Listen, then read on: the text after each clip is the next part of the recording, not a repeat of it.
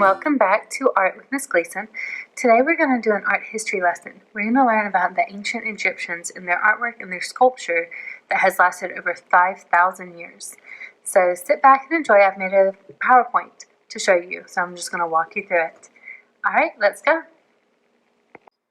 Ancient Egypt is one of the most fascinating types of art to study. If you look at the map, Egypt is in the top part of Africa. Looking at this slide, it's a timeline from the earliest artwork found in ancient Egypt to towards the end of the Egyptian Empire. So the earliest artwork was found around 3100 BC, so about 5,000 years ago. And the empire ended around 330 BC when Queen Cleopatra, she died and the Romans conquered Egypt. So also, if you look at here, at the bottom, there's listed some of the ancient Egyptian gods. They believed that their pharaohs were gods. Pharaoh actually means God house. So they believed that their pharaohs were their gods on earth. This is the palette of Narmer. Narmer's palette was found around it was dated to be around 3000 BCE, which means it was about 5,000 years old. And it is important because it's one of the earliest forms of hieroglyphics ever found.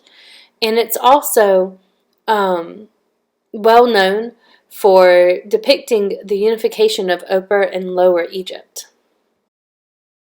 Now look at this depiction here of the pharaohs. The pharaohs were depicted a lot larger than regular people in drawings and paintings because they were considered to be gods on earth. So they were made much larger so you could recognize the different pharaohs. Also, I want you to pay attention to the angle of the bodies in this. So if you'll look, the shoulders are facing outward as if the body is facing the viewer, but the legs and the rest of the torso is twisted sideways. You'll also see that the profile, you only see half the face. That's because back then, and art didn't change much over time. The art stayed the same for about 3,000 years of Egyptian rule. But artists did not understand proportion well. They were very good mathematicians, otherwise they wouldn't be able to build the pyramids. But putting proportion and putting perspective onto a drawing, they didn't quite comprehend. So they kept everything pretty much the same, and the artwork didn't change much from year to year. Egyptians were also very prolific with their sculptures. This here is the Great Sphinx of Giza, and it is over 240 feet long. And so imagine how big it is.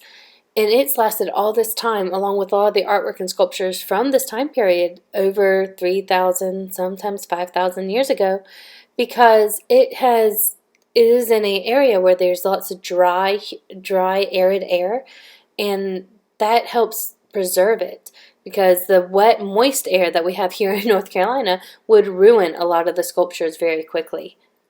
So their sculptures are very blocky, and this is just one example, but if you look at any of their sculptures, they are very stiff, very blocky, not a lot of dynamic movement in it. So we'll learn more about dynamic movement when we study Greek culture next week.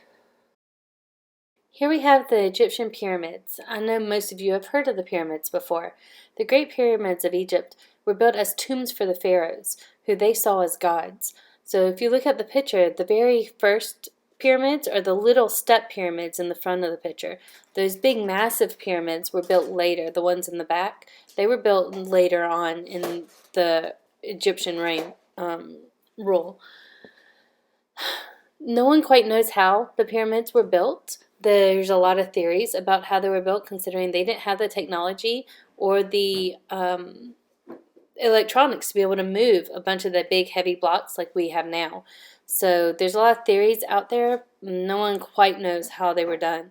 But the tombs themselves, they were built as tombs, and they were full of mazes and artwork all over the walls, and a lot of rooms of storage, of stored foods, stored livelihood type things, because the Egyptians believed that you had an afterlife and you could take things from your life with you to the afterlife.